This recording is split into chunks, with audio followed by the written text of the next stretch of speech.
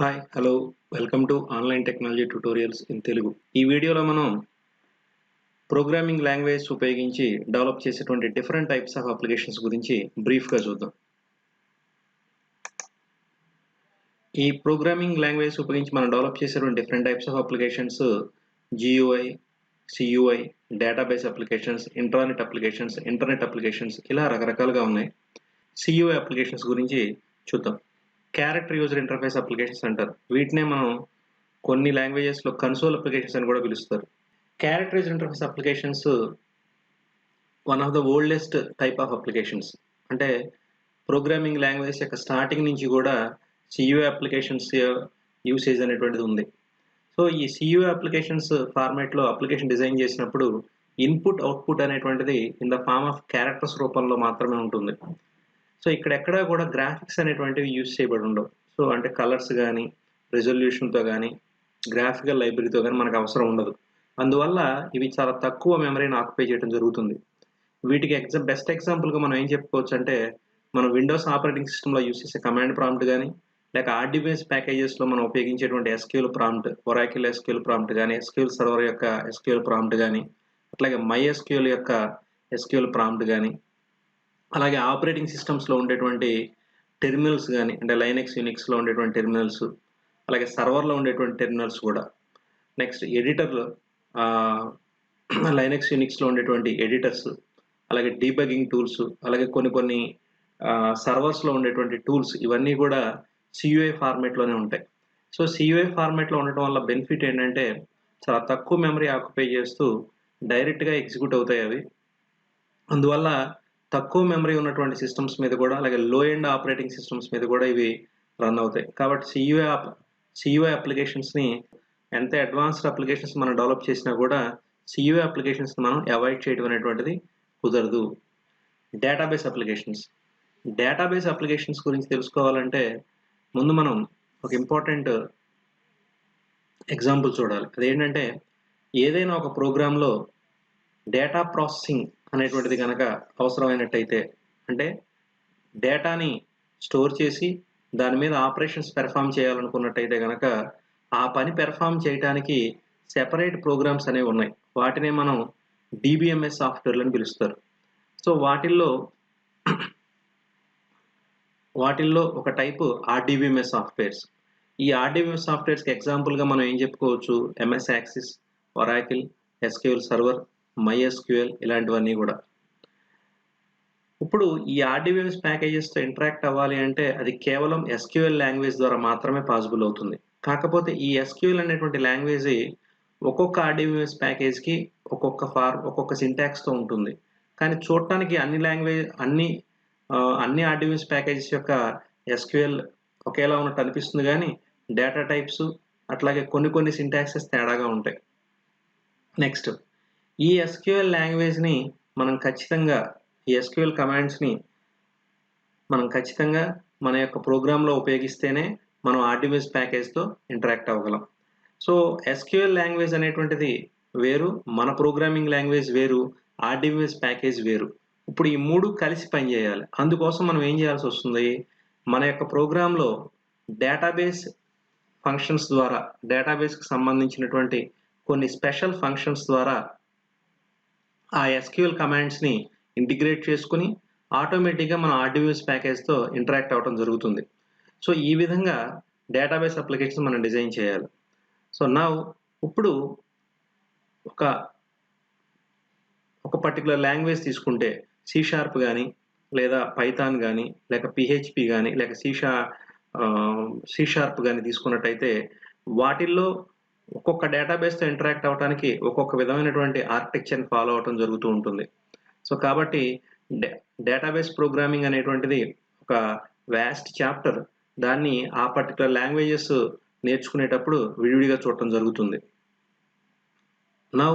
ఈ డేటాబేస్ అప్లికేషన్స్ని మనం ఎట్టి పరిస్థితుల్లోనే అవాయిడ్ చేయలేం. ఎందుకని, నవేడేస్ మీరు ఒక రెస్టారెంట్ తీసుకోండి, ఒక స్కూల్ తీసుకోండి, ఒక కాలేజ్ తీసుకోండి లేదా ఒక హాస్పిటల్ తీసుకోండి, ఏ టైప్ ఆఫ్ ఎన్విరాన్మెంట్ తీసుకున్నా సరే ఇట్ ఇన్వాల్వ్స్ డేటా ప్రాసెసింగ్. కాబట్టి డేటాబేస్ లాజిక్ని అవాయిడ్ చేస్తూ లేదా డేటాబేస్ ప్రోగ్రామ్స్ని అవాయిడ్ చేస్తూ మనం అప్లికేషన్స్ని డెవలప్ చేయలేము. కాబట్టి ఖచ్చితంగా మనం ప్రతి లాంగ్వేజ్ ద్వారా కూడా డేటాబేస్ ప్రోగ్రామింగ్ చేయడం అనేటువంటిది ఖచ్చితంగా నేర్చుకుని తీరాలి ఎఫెక్టివ్గా. నెక్స్ట్ ఒక చిన్న ఎగ్జాంపుల్ తీసుకుంటే ఒక స్కూల్ మేనేజ్మెంట్ సిస్టమ్, అంటే ఒక స్కూల్కి సంబంధించినటువంటి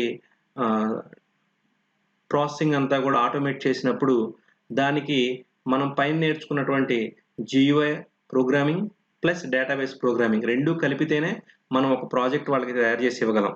దీనికి ఈ ప్రాజెక్ట్ని మనం ఒక సింగిల్ సిస్టమ్ మీద కనుక రన్ చేసినట్టయితే అది Windows application which runs on a single system. So ఇలా ఎందుకు చెప్తున్నామంటే నెక్స్ట్ ఎగ్జాంపుల్లో మనం దీనికి ఆపోజిట్ చేస్తాం. సో నెక్స్ట్ ఎగ్జాంపుల్ ఏంటి? Intranet applications. ఈ ఇంటర్నెట్ అప్లికేషన్స్లో లాజిక్ అనేటువంటిది షేర్ అవుతుంది. అసలు ఈ ఇంటర్నెట్ అప్లికేషన్స్ యొక్క నెసెసిటీ ఏంటి అంటే, సపోజ్ పైన చెప్పినటువంటి స్కూల్ మేనేజ్మెంట్ సిస్టమే కనుక మనం తీసుకున్నట్టయితే అందులో ఏ విధమైన ఫంక్షనాలిటీ ఉండొచ్చు? స్టూడెంట్స్ అడ్మిషన్స్ ఉంటాయి, అలాగే ఫీజు పేమెంట్ ఉంటుంది, అటెండెన్స్ ఉంటుంది, మార్క్స్ ఉంటాయి, మార్క్స్ మేనేజ్మెంట్ ఉంటుంది, స్టాఫ్ మేనేజ్మెంట్ ఉంటుంది, అలాగే టైం టేబుల్ మేనేజ్మెంట్ ఉంటుంది. ఇలా డిఫరెంట్ టైప్స్ ఆఫ్ ఫంక్షనాలిటీస్ అన్ని కూడా కలిపి మనం ఒక స్టూడెంట్ మేనేజ్మెంట్ సాఫ్ట్వేర్ కింద తయారు చేయడం జరుగుతుంది. దాన్ని ఒక సిస్టమ్ మీదే మనం రన్ చేస్తున్నాం. కానీ ఎక్కడైతే స్టూడెంట్స్ ఎక్కువ ఉంటారో, థౌజండ్స్ ఆఫ్ స్టూడెంట్స్ ఉంటారో, అప్పుడు ఫీజు కట్టించుకోవడం అనేటువంటిది ఒక సిస్టమ్ వల్ల కాదు. కాబట్టి ఖచ్చితంగా మల్టిపుల్ కౌంటర్స్ అనేటువంటివి మనం ఓపెన్ చేయాల్సి ఉంటుంది. అంటే అప్పుడు ఎట్లా ఉంటుంది? ఫీ రిసీట్స్ జనరేట్ చేయడం అనేటువంటిది మోర్ దాన్ వన్ సిస్టమ్ దగ్గర జనరేట్ చేయాలి. సో అప్పుడు మనం ఖచ్చితంగా సపోజ్ ఫర్ ఎగ్జాంపుల్ ఒక 3 కౌంటర్స్ ఓపెన్ చేశారనుకోండి. ఓకే అండి. సో 3 కౌంటర్స్ దగ్గర కూడా మనకి ఫీ రిసీట్స్ జనరేట్ చేసేటువంటి ఫంక్షనాలిటీ కావాలి. సో కాబట్టి ఈ ఫీ రిసీట్స్ జనరేట్ చేసేటువంటి లాజిక్ ఏదైతే ఉందో దీన్ని మనం సిస్టమ్ 1 దగ్గర ప్లేస్ చేయడం జరుగుతుంది. సో దాన్నే నేను ఇక్కడ ఏమంటున్నానంటే లాజిక్ ప్రొవైడర్ ప్రోగ్రామ్ అంటున్నాను. సో ఈ లాజిక్ ప్రొవైడర్ ప్రోగ్రామ్లో ఏముంటుంది? సిస్టమ్ 2కి 3కి 4కి అవసరమైనటువంటి లాజిక్స్ అన్నీ కూడా డెవలప్ చేసి అక్కడ ప్లేస్ చేయడం జరుగుతుంది. ఓకే. నౌ సిస్టమ్ 2 దగ్గర ఉండేటువంటి ప్రోగ్రామ్ కానీ లేక 3 దగ్గర లేక 4 దగ్గర ఉండేటువంటి ప్రోగ్రామ్ ఏదైతే ఉంటుందో ఆ ప్రోగ్రామ్ ఏం చేస్తుంది? తనకు అవసరమైనటువంటి లాజిక్ని సిస్టమ్ 1 దగ్గర నుంచి యాక్సెస్ చేసి యూజ్ చేసుకుంటూ ఉంటుంది. నౌ ఈ విధంగా చూసినప్పుడు దీన్ని ఏమని చెప్పచ్చు? ఒకటి కన్నా ఎక్కువ ప్రోగ్రామ్స్ వేరు వేరు సిస్టమ్స్ మీద డిప్లాయ్ చేయబడి అవి ఒకదానితో ఒకటి కమ్యూనికేట్ చేసుకుంటూ ఉంటాయి. ఇక్కడ సిస్టమ్ 2, 3, 4 దగ్గర ఉన్నటువంటి ప్రోగ్రామ్స్ సిస్టమ్ 1 దగ్గర ఉన్నటువంటి ప్రోగ్రాంలో ఉన్నటువంటి లాజిక్ని కాల్ చేసి యూజ్ చేసుకుంటూ ఉంటాయి. దీనివల్ల ఏం జరిగింది? లాజిక్ షేరింగ్ అనేది జరిగింది. సో నేను ఫీ పేమెంట్కి సంబంధించినటువంటి లాజిక్ని ఇక్కడ 3 సిస్టమ్స్ మీద రాయాల్సిన అవసరం లేదు. ఓన్లీ ఒక కాపీ నేను సిస్టమ్ 1 దగ్గర మెయింటైన్ చేసి దానికి అవసరమైనటువంటి సిస్టమ్ 2కి 3కి 4కి ఇంకా కావాలంటే ఇంకా ఎన్ని సిస్టమ్స్ కావాలంటే అన్ని సిస్టమ్స్ కూడా మనం ప్రొవైడ్ చేయొచ్చు. ఈ విధంగా logic sharing over the network అనేటువంటిది ఇక్కడ జరిగింది. సో దీన్నే డిస్ట్రిబ్యూట్ అప్లికేషన్ అని చెప్పని అంటారు. దీనివల్ల ఏం జరుగుతుంది? వర్క్ లోడ్ అనేటువంటిది తగ్గింది ఒకటి. నెక్స్ట్ మెయింటెనెన్స్ అనేటువంటిది ఈజీ అయింది.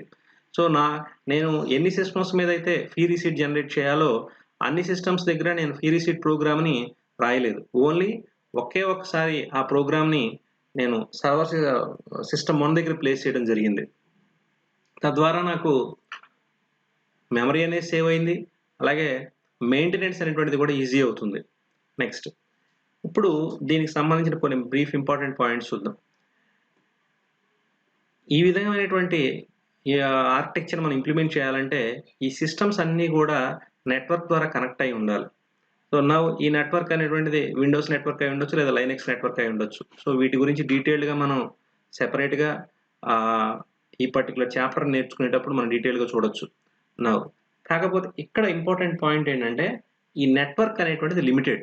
దట్ ఈస్ సో అంటే ఆ పర్టికులర్ స్కూల్లో అంటే పైన తీసుకున్నటువంటి ఎగ్జాంపుల్లో మనం సిస్టమ్ 1, 2, 3, 4 అంటే 4 సిస్టమ్స్ తీసుకున్నాం. 4 సిస్టమ్స్ మధ్య మాత్రమే ఈ పర్టికులర్ లాజిక్ షేర్ అవడం అనేది జరుగుతుంది తప్ప 5వ సిస్టమ్ దగ్గరికి అది రాదు. ఎందుకంటే ఈ 4 సిస్టమ్సే కనెక్ట్ అయి ఉన్నాయి. అందుకే దీన్ని ఇంట్రానెట్ అన్నారు. ఇంట్రానెట్ అంటే limited area network. That is next ఇక్కడ ఇంపార్టెంట్ పాయింట్ ఇంకోటి ఏంటి? ఈ 4 సిస్టమ్స్ మీద రన్ అవుతున్నటువంటి ప్రోగ్రామ్స్ ఏవైతే ఉన్నాయో అవన్నీ కూడా ఒకే లాంగ్వేజ్ ద్వారా డెవలప్ చేయబడి ఉండాలి. అప్పుడు మాత్రమే ఒక లాంగ్వేజ్లో ఒక ఒక particular all the programs must be developed using the same language. అప్పుడు మాత్రమే అవి ఒకదాంతో ఒకటి కమ్యూనికేట్ చేసుకోగలుగుతాయి. నౌ దీనికి ఒక చిన్న కంక్లూజన్ ఇద్దాం. సిస్టమ్ 1 దగ్గర ఏ ప్రోగ్రామ్ అయితే లాజిక్ని కలిగి ఉందో, ఏ ప్రోగ్రామ్ అయితే లాజిక్ని వేరే సిస్టమ్స్కి ప్రొవైడ్ చేస్తుందో దాన్ని మనం జనరల్గా సర్వర్ ప్రోగ్రామ్ అని పిలవచ్చు. నెక్స్ట్ సిస్టమ్ 2, 3, 4 ఈ 3 సిస్టమ్స్ దగ్గర ఏ ప్రోగ్రామ్స్ అయితే ఉన్నాయో, ఏవైతే సిస్టమ్ 1 ప్రొవైడ్ చేసినటువంటి ప్రోగ్రామ్ని యూస్ చేసుకుంటున్నాయో వాటిని మనం క్లయింట్ ప్రోగ్రామ్స్ అని పిలవచ్చు. Now finally system 1 is a server, system 2, 3, 4 are the clients. So దీన్ని మనం క్లయింట్ సర్వర్ ఆర్కిటెక్చర్ అని కూడా అనొచ్చు. కాకపోతే ఇక్కడ క్లయింట్ దగ్గర ఉన్న ప్రోగ్రాము, సర్వర్ దగ్గర ఉన్న ప్రోగ్రామ్ రెండూ కూడా ఒకే లాంగ్వేజ్ ద్వారా డెవలప్ చేయబడి ఉండాలి. నౌ వీటి మధ్య కమ్యూనికేషన్ ఎట్లా జరుగుతుంది అనేటువంటిది ఆ పర్టికులర్ లాంగ్వేజ్ని బట్టి ఆధారపడి ఉంటుంది. సపోజ్ ఆర్ఎంఐ జావాకి సంబంధించినటువంటి డిస్ట్రిబ్యూటెడ్ అప్లికేషన్ ఆర్కిటెక్చర్, అలాగే డీకామ్, ఓకే అండి.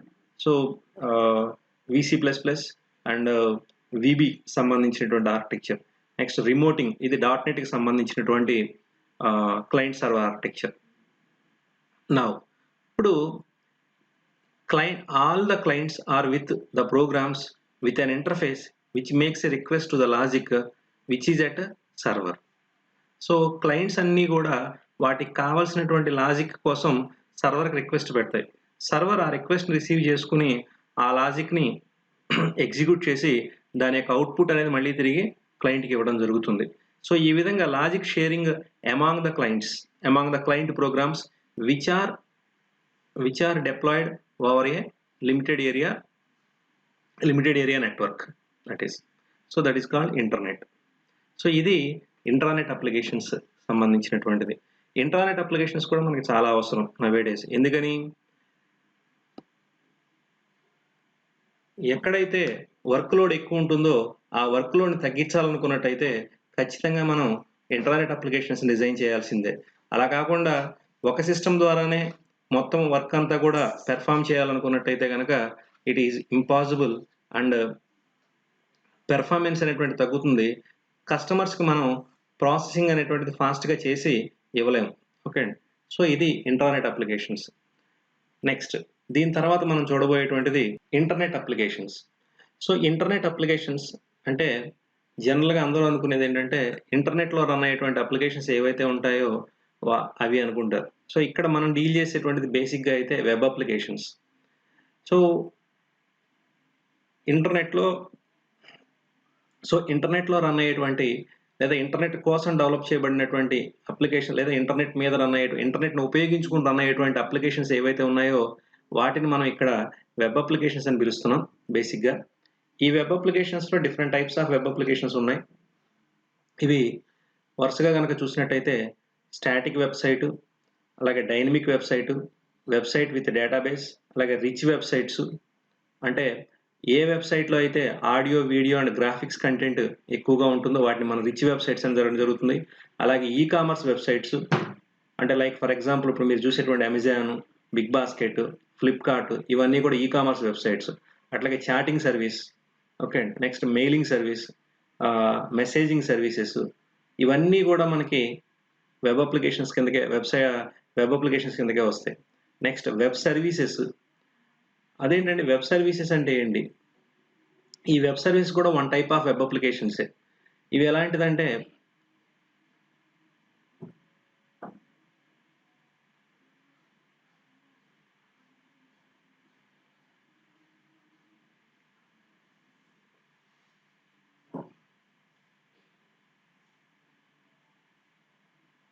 ఒక వెబ్సైట్ కానీ లేదా ఒక మొబైల్ యాప్ కానీ యూస్ చేసుకునేటువంటి ఒక వెబ్సైట్కి కానీ లేదా ఒక పర్టికులర్ మొబైల్ అప్లికేషన్కి కానీ అవసరమైనటువంటి ఫంక్షనాలిటీని ప్రొవైడ్ చేసేటువంటి ప్రోగ్రామ్ను కూడా మనం వెబ్సైట్లో డెవలప్ చేసి ఇవ్వచ్చు. దాన్నే మనం వెబ్ సర్వీసెస్ అని చెప్పి అంటాం. వెబ్ సర్వీసెస్ కూడా వన్ టైప్ ఆఫ్ వెబ్ అప్లికేషనే. ఇక్కడ సర్వీస్ అంటే ఫంక్షనాలిటీ అని అర్థం. సో ఏ ఫంక్షనాలిటీ అయితే వెబ్సైట్స్కి కానీ లేదా మొబైల్ యాప్స్కి కానీ కావాలో దాన్ని మనం డెవలప్ చేసి దాన్ని ఒక వెబ్ సర్వీస్గా హోస్ట్ చేసినప్పుడు దాన్ని ఇంటర్నెట్లో ఉన్నటువంటి ఇతర వెబ్సైట్లు కానీ లేదా మొబైల్ యాప్స్ కానీ వాటిని ఉపయోగించుకోవచ్చు. సో ఇప్పుడు ప్రెజెంట్ మీరు చూసేటువంటి పేమెంట్ గేట్వే కానీ లేదా different types of utilities programs అన్నీ కూడా వెబ్ సర్వీసెస్ కింద డెవలప్ చేయబడి ఉంటాయి. నెక్స్ట్ అట్లాగే మొబైల్ యాప్స్ అన్నీ కూడా వెబ్ సర్వీసెస్ని బేస్ చేసుకునే రన్ అవుతాయి. కాబట్టి వెబ్ సర్వీసెస్ అనేటువంటిది కూడా ఒక సెపరేట్ చాలా ఇండిపెండెంట్ హై ఎండ్ చాప్టర్ అనమాట. ఓకే అండి. Next online gaming websites. So small లెవెల్లో ఆన్లైన్ గేమింగ్ వెబ్సైట్స్ కూడా మీరు డెవలప్ చేయొచ్చు. అంటే ఇప్పుడు మీరు చూస్తున్నారు, ఇప్పుడు టీవీలో వెబ్సైట్స్లో మీకు యాడ్స్ వస్తుంది, రమ్మీ సర్కిల్ అని, ఇట్లా ఏవో డిఫరెంట్ టైప్స్ ఆఫ్ వెబ్సైట్స్. ఇవన్నీ కూడా ఏంటండి, ఆల్ ఆర్ వెబ్సైట్సే, కాకపోతే అందులో ఉన్న కంటెంట్ ఏంటి, గేమింగ్ కంటెంట్. నెక్స్ట్ తర్వాత మొబైల్ అప్లికేషన్స్. ఈ మొబైల్ అప్లికేషన్స్ రెండు రకాలు, ఒకటి ఆఫ్లైన్ అప్లికేషన్స్, రెండు ఆన్లైన్ అప్లికేషన్స్. ఆఫ్లైన్ అంటే సింపుల్గా అర్థం అవడం కోసం చెప్తాను. మొబైల్ నుంచి ఇంటర్నెట్ కనెక్టివిటీ లేకపోయినా సరే రన్ అయ్యేటువంటి అప్లికేషన్స్ని మనం ఆఫ్లైన్ అప్లికేషన్స్ అనొచ్చు. అంటే సపోజ్ మొబైల్లో ఉండేటువంటి క్యాలిక్యులేటర్, మొబైల్కి నెట్ కనెక్టివిటీ లేకపోయినా సరే మనం ఆ క్యాలిక్యులేటర్ని ఓపెన్ చేసి క్యాలిక్యులేషన్స్ పెర్ఫామ్ చేయొచ్చు. అట్లాగే మనం కాంటాక్ట్స్ అనేటువంటి అప్లికేషన్ ఉంది, దాన్ని కూడా ఓపెన్ చేసి మనం మన కాంటాక్ట్స్ని సేవ్ చేసుకోవచ్చు. ఇట్లా అలాగే audio player, next video player, ఇవన్నీ కూడా మొబైల్లో ఇంటర్నెట్ లేకపోయినా కూడా వాటిని మనం ఉపయోగించుకోవచ్చు. Next online applications. మొబైల్లో నుంచి నెట్ ఉపయోగించుకుంటూ రన్ అయ్యేటువంటి అప్లికేషన్స్ అన్నిటినీ కూడా మనం ఆన్లైన్ అప్లికేషన్స్ అనొచ్చు. నౌ మీరు మొబైల్లో నుంచి చాట్ చేయాలనుకోండి, సో లైక్ ఇప్పుడు వాట్సాప్ ఉంది, లేదా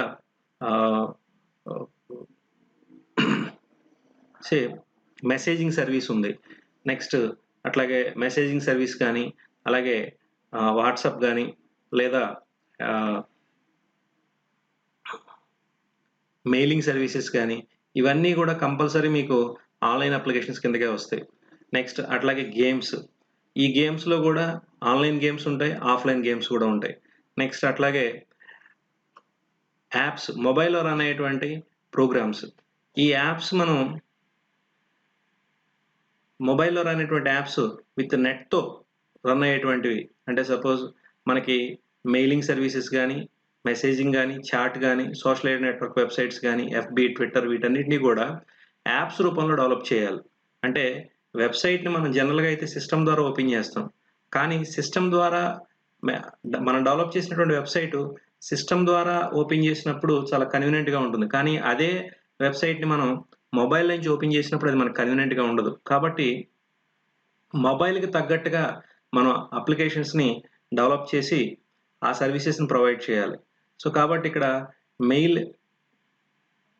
మెయిలింగ్ సర్వీసెస్ని కానీ, messaging, chatting and social network services అన్నిటినీ కూడా డెస్క్టాప్ వెర్షన్ కింద, అట్లాగే మొబైల్ యాప్ ద్వారా కూడా వాటన్నిటిని ప్రొవైడ్ చేయడం అనేది ఒక సెపరేట్ అప్లికేషన్ డెవలప్మెంట్గా తీసుకుంటాం.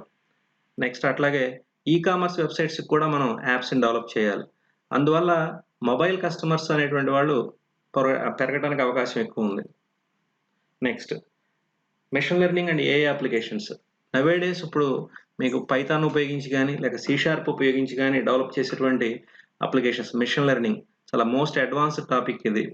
సో ఇందులో ఏం జరుగుతుంది, వీటి గురించి డీటెయిల్గా మనం సెపరేట్గా చూడొచ్చు, కానీ ఈ మెషిన్ లెర్నింగ్ అప్లికేషన్స్ అనేటువంటివి చాలా అడ్వాన్స్డ్. ఇందులో ఏం జరుగుతుంది, ఈ లాంగ్వేజ్ ఈ టైప్ ఆఫ్ అప్లికేషన్స్లో మనం ప్రీడిఫైన్ డేటాని ప్రోగ్రామ్ ద్వారా machine learning and AI applications. ఇందులో మెషిన్ లెర్నింగ్, ఏఐ రెండు రిలేటెడ్.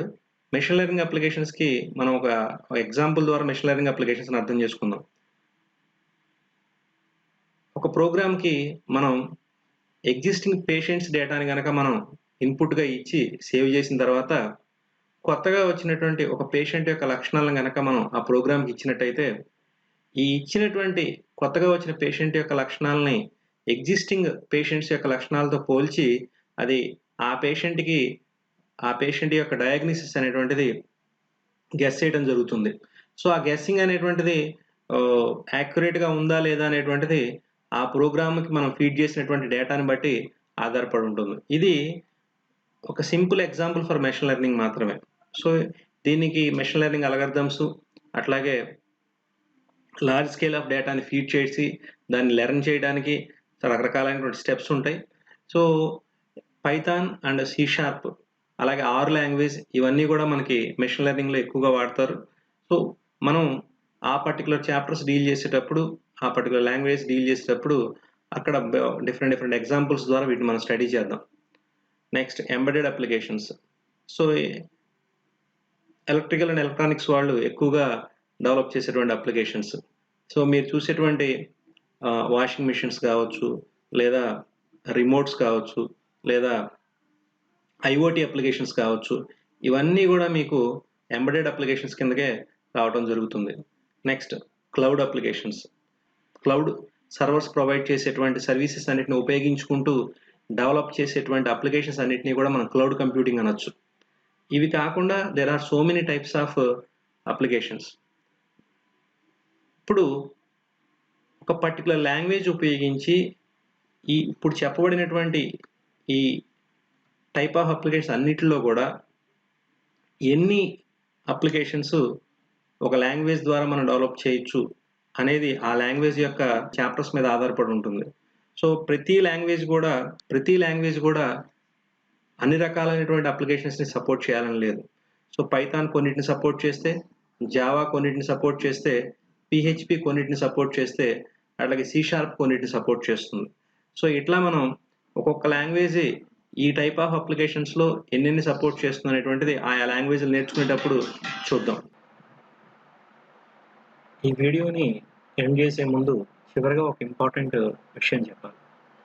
ఇప్పుడు మనం చూసినటువంటి ఈ టైప్స్ ఆఫ్ అప్లికేషన్స్ అన్నీ కూడా పేరుకు మాత్రమే మనం డివైడ్ చేసి చెప్పుకోవడం జరిగింది. కానీ రియల్ టైంలో ఈ అప్లికేషన్స్ అన్నీ కూడా చాలా వరకు ఒకదాంతో ఒకటి కలిసి పనిచేయడం జరుగుతుంది. అది ఎలాగో ఒకసారి చూద్దాం. మీరు ఒక ఈకామర్స్ అప్లికేషన్ కనుక తీసుకుంటే, ఆ ఈకామర్స్ అప్లికేషన్ కోసం మనం ఒక వెబ్సైట్ని తయారు చేయాలి. అంటే ఫర్ ఎగ్జాంపుల్ మీరు ఒక బిగ్ బాస్కెట్ కానీ, లేదా ఒక అమెజాన్ కానీ, ఫ్లిప్కార్ట్ కానీ తీసుకున్నారనుకోండి. ఫస్ట్ దానికి ఒక వెబ్ అప్లికేషన్ తయారు చేసి అందులో డిఫరెంట్ టైప్స్ ఆఫ్ లాజిక్స్ మనం డెవలప్ చేయాలి. ఇక్కడ నేను ఆ పర్టికులర్ మాడ్యూల్స్ కొన్ని ఎగ్జాంపుల్స్గా రాశాను, బట్ అది పూర్తి లిస్ట్ కాదు, బట్ చూడండి. సో ఆ వెబ్సైట్లో మనం ప్రొడక్ట్ మేనేజ్మెంట్ ఉండాలి, పేమెంట్ లాజిక్ ఉండాలి, customer management, admin, inventory management, suppliers, employees, ఇలాంటివన్నీ కూడా ఉండాలి. అలాగే ఈ వెబ్సైట్లో మనం మెయిలింగ్ సర్వీసెస్ని, మెసేజింగ్ సర్వీసెస్ని కూడా యూజ్ చేస్తాం. ఎందుకంటే జనరల్గా మనం కస్టమర్ రిజిస్ట్రేషన్ ఉన్నప్పుడు మనం ఏదైనా ఒక ఆర్డర్ బుక్ చేసినట్టయితే కస్టమర్ యొక్క మెయిల్ ఐడికి మెయిల్ వెళ్ళడం జరుగుతుంది. అట్లాగే కస్టమర్ యొక్క మొబైల్కి మెసేజ్ వెళ్ళడం జరుగుతుంది. కాబట్టి మెయిలింగ్ సర్వీస్కి సంబంధించినటువంటి లాజిక్, అట్లాగే మెసేజెస్ పంపించడానికి అవసరమైనటువంటి లాజిక్ని కూడా మనం ఇక్కడ యూజ్ చేసుకోవడం జరుగుతుంది. నెక్స్ట్ ఎస్ఈఓ మేనేజ్మెంట్కి సంబంధించినటువంటి ఆప్షన్స్ కూడా మనం వెబ్సైట్లో ప్రొవైడ్ చేయాలి. ఎందుకంటే ఈకామర్స్ అప్లికేషన్ అంటేనే ఒక ప్రోడక్ట్ని సేల్ చేయడం. ఎస్ఈఓ మేనేజ్మెంట్ అనేది కరెక్ట్గా ఉన్నట్టయితే ఒక ప్రోడక్ట్ గురించి వెతికినప్పుడు ఈ వెబ్సైట్ ఆ సెర్చ్ రిజల్ట్స్లో రిఫ్లెక్ట్ అవడానికి ఎక్కువ అవకాశాలు ఉంటాయి. కాబట్టి ఎస్ఈఓ మేనేజ్మెంట్ అనేది కూడా ఈ రోజుల్లో చాలా ఇంపార్టెంట్. అట్లాగే ఇంకా వేరే అదర్ మాడ్యూల్స్ చాలా ఉంటాయి. నా ఈ పైన చెప్పినటువంటి మాడ్యూల్స్లో కొన్ని మాడ్యూల్స్ GUI మాడ్యూల్స్ కింద కూడా డెవలప్ చేయడం జరుగుతుంది, not only as a website. ఎందుకనంటే సపోజ్ ప్రొడక్ట్స్ యొక్క అప్డేషన్ అనేటువంటిది ఎప్పుడు నిరంతరం జరుగుతూనే ఉండాలి. సో వెబ్సైట్లో కనుక ప్రొడక్ట్ మేనేజ్మెంట్ మాడ్యూల్ కనుక మనం డెవలప్ చేసినట్టయితే ఆ వెబ్సైట్ నుంచి దీన్ని మనం మేనేజ్ చేయాల్సి ఉంటుంది. అంటే ప్రతిసారి రిక్వెస్ట్ అండ్ రెస్పాన్స్ అనేటువంటి ఒక పెర్ఫార్మెన్స్ ఇష్యూని మనం ఫేస్ చేయాల్సి వస్తుంది. కాబట్టి జనరల్గా ఏం చేస్తారంటే GUI మాడ్యూల్స్ ద్వారా కూడా డెవలప్ చేసి ఆ ప్రొడక్ట్ మేనేజ్మెంట్, అట్లాగే రిపోర్ట్స్కి సంబంధించి కానీ ఇలాంటివన్నీ కూడా GUI మాడ్యూల్స్గా కూడా డెవలప్ చేసి బ్యాక్ ఎండ్లో స్క్రిప్టింగ్ ద్వారా ఈ రిక్వెస్ట్ అండ్ రెస్పాన్సెస్ని హ్యాండిల్ చేయడం జరుగుతుంది. కాబట్టి కొన్ని మేనేజ్మెంట్ మాడ్యూల్స్ GUIగా కూడా డెవలప్ చేయడం జరుగుతుంది. సో వీటన్నిటి గురించి డీటెయిల్గా టెక్నికల్గా మనం ఆయా చాప్టర్స్ నేర్చుకునేటప్పుడు చూడటం జరుగుతుంది. అందువల్ల ఇక్కడ పూర్తిగా మనం ఎక్స్ప్లెయిన్ చేయడానికి కుదరదు. నెక్స్ట్, ఇప్పుడు ఇదే వెబ్సైట్కి మనం ఒక మొబైల్ యాప్ కూడా డెవలప్ చేయాలి. ఎందుకంటే మొబైల్ యాప్ అనేది లేకపోయినట్టయితే ఇన్ని రకాలైనటువంటి ప్రొడక్ట్స్ని మీరు మొబైల్లో ఈ వెబ్సైట్ని ఓపెన్ చేసి చూసి ఆర్డర్ ప్లేస్ చేయడం అనేటువంటిది చాలా ఇన్కన్వీనియంట్గా ఉంటుంది. కాబట్టి ఇది ఎంత మొబైల్ ఫ్రెండ్లీ వెబ్సైట్ అయినా కూడా ఈ థౌజండ్స్ ఆఫ్ ప్రొడక్ట్స్ని వెబ్సైట్ ద్వారా మొబైల్ నుంచి హ్యాండిల్ చేయడం అనేటువంటిది కుదరదు. కాబట్టి స్పెషల్గా ఒక మొబైల్ యాప్ అనేది డిజైన్ చేయాలి. అందుకే మీకు అమెజాన్ వెబ్సైట్ వేరు, అమెజాన్ మొబైల్ యాప్ వేరు.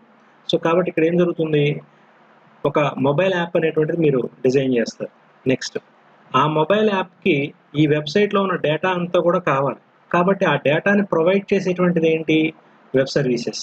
సో కాబట్టి ఇక్కడ మీరు web services for mobile app అనేటువంటిది డెవలప్ చేసి వాటిని కూడా మీరు సర్వర్లో హోస్ట్ చేయాలి. సో వెబ్సైట్తో పాటు వెబ్ సర్వీసెస్ కూడా డెవలప్ చేసి మీరు హోస్ట్ చేయాల్సి ఉంటుంది. ఈ వెబ్ సర్వీసెస్ని మొబైల్ యాప్స్ యూజ్ చేసుకుంటాయి. నెక్స్ట్, తర్వాత మొబైల్ యాప్ అనేటువంటిది మనం సెపరేట్గా డెవలప్ చేయాలని చెప్పుకున్నాం. సో కాబట్టి ఒక వెబ్సైట్కి ఒక అప్లికేషన్లో వెబ్సైటు, అట్లాగే దాని లోపల ఉండేటువంటి మేనేజ్మెంట్ మాడ్యూల్స్, నెక్స్ట్ ఆ వెబ్సైట్ ఉపయోగించుకునేటువంటి సర్వీసెస్, నెక్స్ట్ ఆ వెబ్సైట్ తన యొక్క మొబైల్ అప్లికేషన్ కోసం ప్రొవైడ్ చేసేటువంటి వెబ్ సర్వీసెస్, ఫైనల్గా ఆ వెబ్సైట్ యొక్క మొబైల్ యాప్. ఈ విధంగా డిఫరెంట్ టైప్స్ ఆఫ్ అప్లికేషన్స్ ఆ ఎంటైర్ అప్లికేషన్లో అవసరం అవుతున్నాయి. కాబట్టి ఇక్కడ కంక్లూజన్ ఏంటయ్యా అంటే,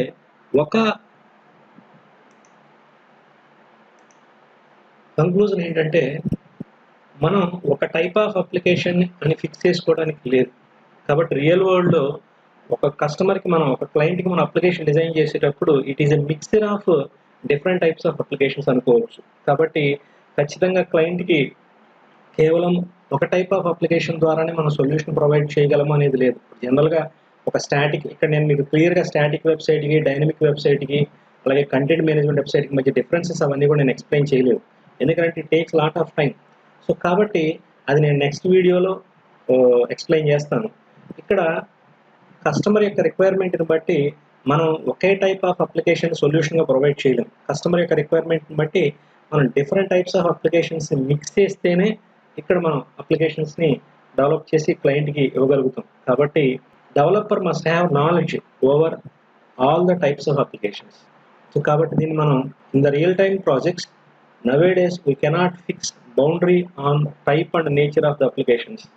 Every application using internet, GUI, web services and interacting and integrating with heterogeneous environment. There ends this video, and please like this video and subscribe our channel for more videos, and please provide your valuable feedback to provide more qualitative videos. Next, మీకు ఒక web application యొక్క డెవలప్మెంట్లో ఉండేటువంటి different parts ఏంటి, web application development అనేది ఎలా ఉంటుంది అనేటువంటిది బ్రీఫ్గా ఒక వీడియోలో ఎక్స్ప్లెయిన్ చేశాను. నెక్స్ట్ ఆ వీడియోని మీరు చూసి మీ యొక్క ఫీడ్బ్యాక్ని ప్రొవైడ్ చేయండి. Thank you.